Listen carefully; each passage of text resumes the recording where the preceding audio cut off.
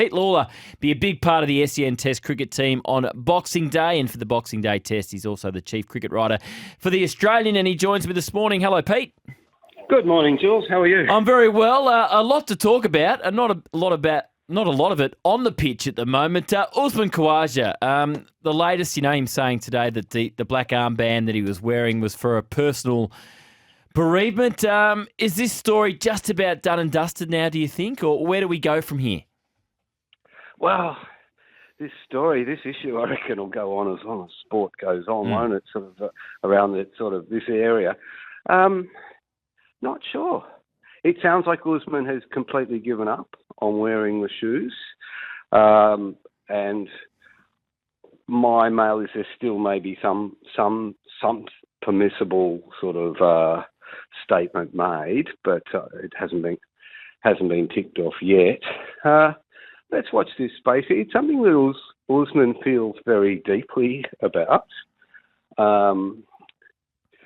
He's decided to observe the rules and regulations of cricket and not disrupt the game, which isn't always the case in these situations. If you look back at sort of the great political protests of the past, the ones we get misty-eyed about, Muhammad Ali at Vietnam, or 1968 at the Olympics after the 200-metre medal, or even Colin Kaepernick. Yeah, they have been quite defiant stances, haven't they, and come at a cost. Absolutely. So I just don't understand on this one, Pete, and why can't Usman, Cricket Australia and ICC just get on a call and just agree to let him wear the black armband? It seems ludicrous to me. It does. It does really seem like that is overreach, doesn't it? I mean, yeah, all right, maybe you don't want political... Well, they're not even political slogans, are they? They're human rights slogans on a bat. But it is hard to see how the black armband is a breach. My reading of it, and put me up if I'm incorrect, is he's been found to have breached the rules, but they haven't yet decided on the punishment. It could be up to 25% of his pay. Is that correct? That is right, yeah. When this has happened in the past, there is precedent with Flower and Alonga. I think it was at the 92 World Cup, was it? They were found to be in breach, but they weren't fined.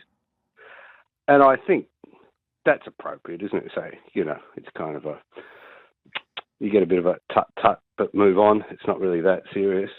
I'd be annoyed if they fined Usman on that. That would be overreach.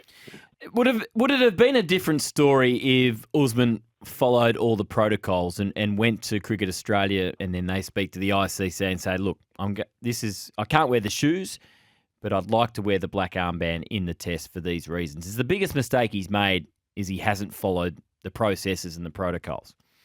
Yeah, but one assumes that the way it's played out, that had he followed the processes and protocols, he still would have been ruled as not allowed to wear that armband because they've decided he can't wear that armband, haven't they? It's such a grey area. And it's a grey area that sport has got itself into, isn't it? I mean, as Usman and the other players argue, and the team is fully in support of Usman on this stuff, well, the sport stood up for the Yes campaign. The sports aligned itself with equal rights for the homosexual community, the gay and lesbian community. The sport's very active in a lot of areas, and there was even a sort of a very prescribed allowance of taking a knee during the BLM protests. So the sport gets itself into a grey area by saying there are permissible forms of protest, or you're making a human rights statement, and then there are ones that aren't permissible, and the players go, well, there's a degree of hypocrisy here, isn't there? The players say, we weren't consulted when cricket authorities decided that we wouldn't play Afghanistan as a political protest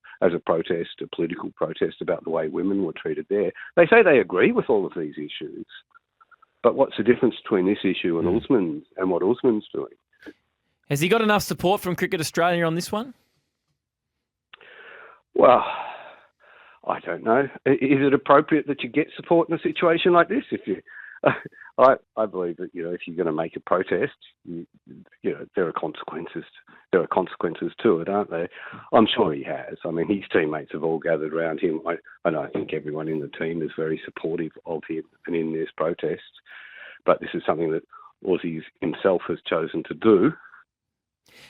You know him really well. Is it emotionally draining on him, this whole process, or is he able to just to compartmentalise and once he's in the nets and he's out on the field that he's just locked in and it's not taking too much energy away from him? Yes, to both of those things. He was wearing this very heavily and is wearing this very heavily. He really feels what's happening over there. His heart aches over the death of, over innocent people dying. But he says the minute he trips that rope, he's playing cricket. And look, elite sportsmen are very good at compartmentalising things, aren't they? That's how they get to be elite sportsmen. Their brain's better than ours, most of ours anyway. And he batted pretty well in that second innings. He did, on a tough wicket. We're speaking to Pete Lalor, Chief Cricket Writer for the Australian, big part of the SEN Test Cricket commentary team. I think something that's a little bit less debatable is the actions of young Sam Curran. What did you make when you saw that for the first time? Arrogance. That's all I saw. Just arrogance. Out of the way, mate. I'm going to do it my way. I mean, what, rules aren't for you, Sam? It looked really bad and sounded worse if the transcripts that Tom Morris put up the other day are right. Yeah. Just arrogance. Just unforgivable arrogance. I agree entirely with the ban. You cannot treat match officials like that. You have to treat match officials with respect. So is it a bit embarrassing for the Sixers if they appeal this? I mean, should they just not accept that he's done the wrong thing and take the ban of 4 matches? Well, I'd love to know on what grounds they're making an appeal. What are they saying? Is it a misunderstanding? They're saying that he didn't knowingly intimidate an umpire. Yeah, well, I look forward to them proving that, but the way it looks to me is he did. So good luck. Good luck arguing that. Yeah. Good luck indeed. On the pitch, heading a Boxing Day, a blow for Pakistan yesterday with the news that Karam Shahzad is going home. 5 wickets on debut. I heard the news story saying stress fracture. I thought, he's got a stress fracture at the back or he's got a stress fracture in the foot, which is quite common for fast bowlers, but a stress fracture in the rib. It's unusual. That is a bizarre one, isn't it? I've heard of bowlers getting that sort of injury from the rib, like hitting the hip in the follow through, basically. But no, I've never heard of a stress fracture of the rib before. What a shame! They just can't take a trick, can they? Pakistan. I mean, he looked pretty good in that Test match. In fact, I was very impressed by him in both innings.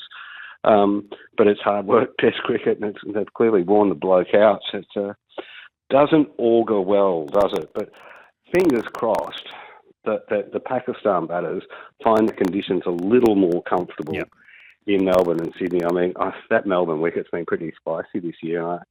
My mail is that they're having trouble winding it back, so it may not be the case.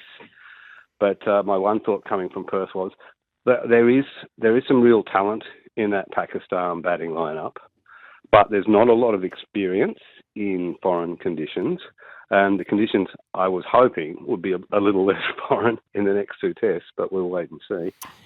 Yeah, we're going to get plenty of rain on Christmas Day as well, so it's going to be a challenge for Matt Page. Do you worry how competitive Pakistan will be in this Test match, or did you see enough in Perth in glimpses that they can be in the match for a decent period of it?